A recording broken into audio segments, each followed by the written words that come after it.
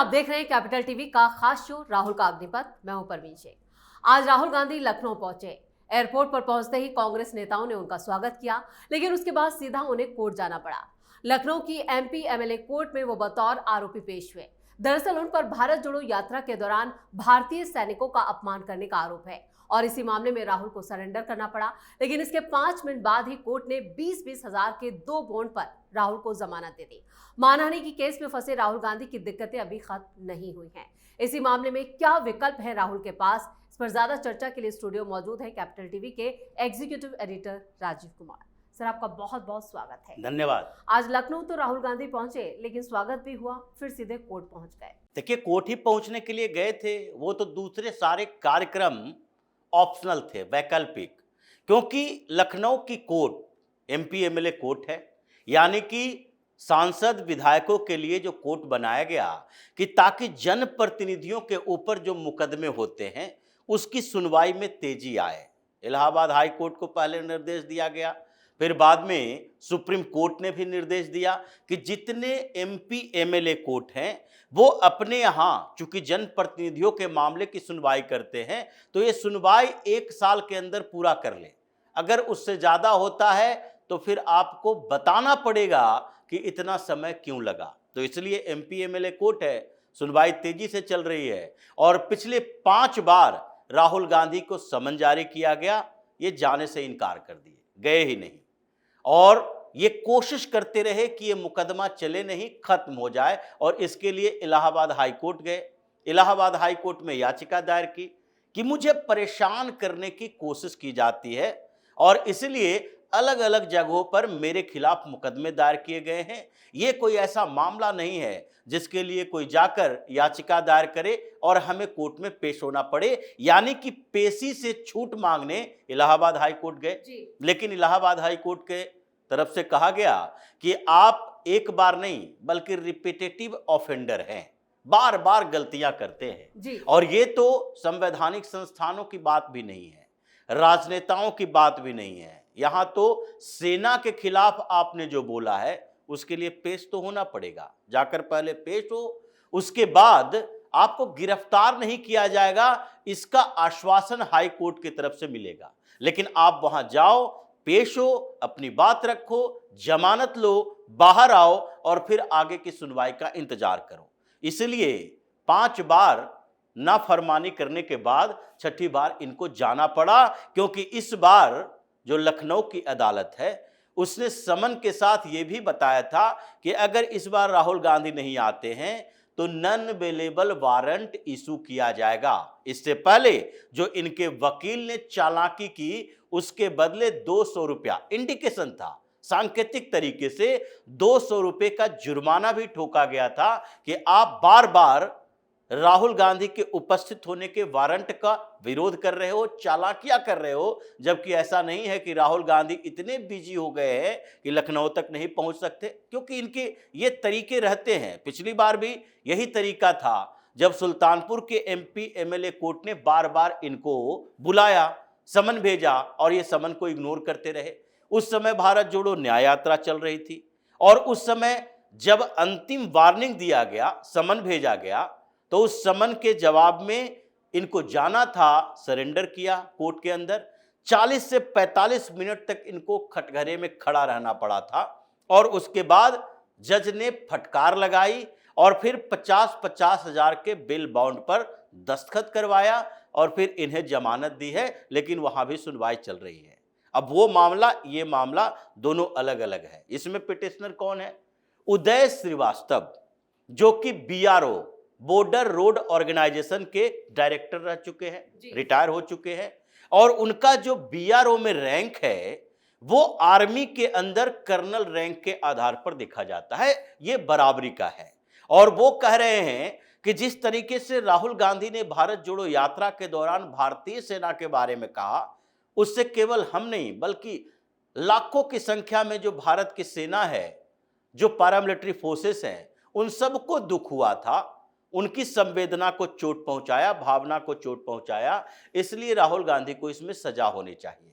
और उन्होंने जो याचिका दायर की है, क्योंकि राहुल गांधी ने ऐसी बात ही बोली थी इनके जुबान पर कंट्रोल नहीं, या दिमाग में कंट्रोल नहीं, या जो चाहते हैं वो बोलते हैं। क्योंकि उस समय तो सीधे तौर पर बोला था कि गलवान घाटी में भारत की सेना को चीन के सैनिक पीट रहे हैं।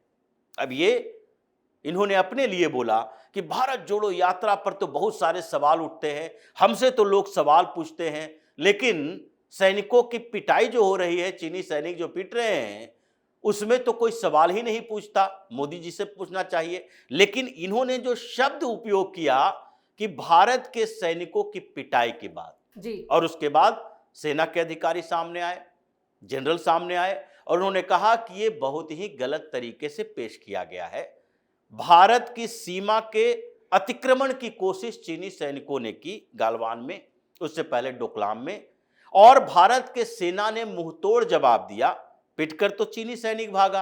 अगर वो आगे बढ़ रहा था, आगे बढ़ने की कोशिश में वो पिट पिटाकर पीछे हटा, तो सेना के बारे में ऐसी बातें बोलोगे कि हमारे सैनिकों की पिटाई हो रही है। ये तो असम्मान, अपमानजनक तरीका है कि इस व्यक्ति को यह भी पता नहीं है कि सेना के लिए कैसे शब्दों का उपयोग किया जाना चाहिए। यही भारत की सेना 1962 के जंग, जो चीन ने आक्रमण किया भारत के ऊपर, और उस समय नॉर्थ ईस्ट के क्षेत्रों से भारत की सेना पीछे हट रही थी, मजबूरी थी, क्योंकि जवाहरलाल नेहरू के आदेश नहीं थे कि वायुसेना का यानी इंडियन एयरफोर्स का इस्तेमाल किया जाए। जवाहरलाल नेहरू यानी पॉलिटिकल तरीके से इन लोगों को, सेना को यह भी आदेश नहीं दिया गया कि जब तक चीनी सैनिकों की तरफ से गोलीबारी न की जाए, वो हमारी सीमा के अंदर भी आ रहा हो तो आप गोली मत चलाना। रेंज में आ गया। दिक्कत भारतीय सेना के साथ थी उस समय, क्योंकि हथियार कम थे, संख्या कम थी, और चीन की सेना की संख्या ज्यादा थी, इसलिए वो अपने पोस्ट से पीछे हटे। तो उस समय भी विपक्ष की तरफ से भी यही कहा गया और अनाउंसमेंट भी यही किया गया था प्रेसिडेंट की तरफ से कि भारत का सेना सम्मानजनक तरीके से चीनी सैनिकों का मुकाबला करते हुए थोड़ा पीछे हट रही है। यह नहीं कहा गया कि पिट कर पीछे हट रही है। और यही राहुल गांधी हैं जिसके तमीज और बदतमीजी के बीच का फर्क ही मालूम नहीं होता है। तो इसलिए इस बार भी ये 5 मिनट की बात नहीं है, ये गलत तरीके से पेश किया जा रहा है कि गए 5 मिनट रुके और जमानत बेल बॉन्ड पर साइन किया और वापस आ गए। ये कोर्ट में गए, इनसे बात की गई, और ये उसी तरह कटघरे में खड़े रहे हाथ जोड़ के, जैसे कि कटघरे में खड़े रहे थे सुल्तानपुर की अदालत में।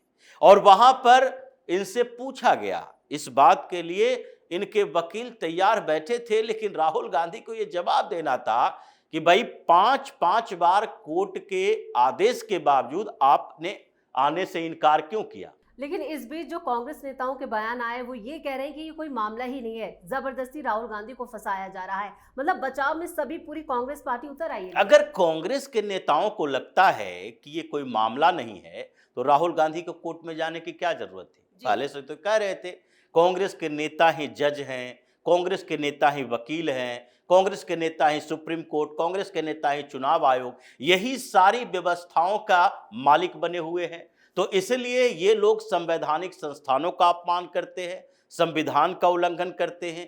कोर्ट कचहरी मुकदमे इन लोगों के लिए हाथ के मैल की तरह है। लेकिन जब समय आता है, सामने परिस्थितियां आती है, तो इनकी कोई धूर्तता चालाकी नहीं चलती है। जैसे कि मोदी सर ने मामले में चीखते चिल्लाता रह गया, 2 साल की सजा हुई, सांस दी गई, सांस दी फिर बहाल हुई, लेकिन उतने दिन के लिए तो सस्पेंड हो गया।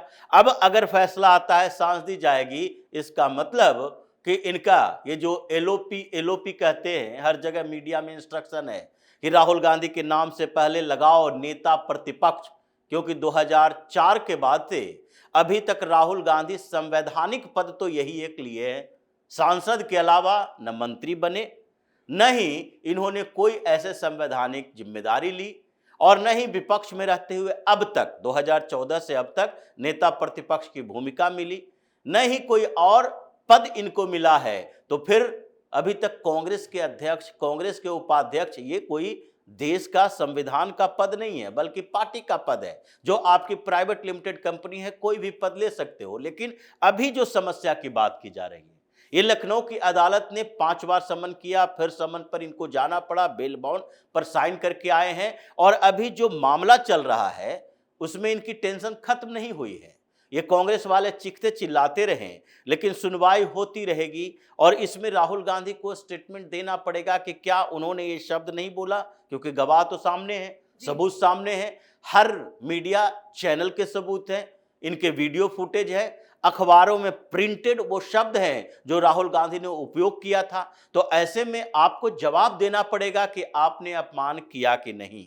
यानी इसमें भी 2 साल की से ज्यादा की सजा की व्यवस्था राहुल गांधी के लिए है। और जिस गति से ये सारे मुकदमे चल रहे हैं एक के बाद एक, पहले नेशनल हेराल्ड का मामला, उसमें भी कोर्ट में फैसला सुरक्षित, फिर नागरिकता का मामला फिर से रीओपन हो रहा है, नए सबूत मिले हैं, फिर ये अमित शाह के हत्यारा बोलने का मामला, उसमें भी अभी जमानत पर है, 3 दिन पहले फिर सुनवाई हुई है, फिर ये संघ का मामला, वीर सावरकर को लेकर फिर से ये बॉम्बे हाई कोर्ट में भी याचिका दायर की गई और पहले से याचिका पर सुनवाई चल रही है। बोल रहे भाई राहुल गांधी तो प्रधानमंत्री बन सकते हैं, आप लोग कैसे इनके खिलाफ ऐसी कॉन्स्पिरेसी कर सकते हो। अब ये मामला सेना के अपमान का आ गया। मतलब राहुल गांधी लीगल बैटल में ऐसे पिसते नजर आ रहे हैं कि इनकी बदतमीजी की सजा एक बार मिलनी चाहिए, ताकि ये सुप्रीम कोर्ट से हाई कोर्ट तक जो इनके सेटिंग गैंग है उसको लगे कि अगर देश में संविधान कानून व्यवस्था के अनुसार नहीं चलोगे तो तुम किसी पद पर हो, किसी परिवार से हो, कोई फर्क नहीं पड़ता, सजा तुम्हें मिलनी ही चाहिए। चलिए, इस तमाम जानकारी के लिए और सटीक विश्लेषण के लिए आपका बहुत बहुत धन्यवाद। धन्यवाद। लीगल बैटल में फंसे राहुल गांधी को फिलहाल तो जमानत मिल गई, लेकिन उनकी मुश्किलें कम नहीं हुई हैं। नेशनल हेराल्ड से लेकर दोहरी नागरिकता के केस में भी राहुल गांधी पर गिरफ्तारी की तलवार लटक रही है। इसके साथ ही मानहानि के कई और मामले भी हैं जिनमें राहुल गांधी को अदालत का सामना करना है। ऐसे में राहुल गांधी की आगे की राह काफी दिक्कतों से भरी रहने वाली है। इस खास शो में इतना ही। वीडियो कैसा लगा कमेंट करके अपनी राय जरूर दें। वीडियो को लाइक करें, शेयर करें और कैपिटल टीवी को सब्सक्राइब जरूर करें। धन्यवाद।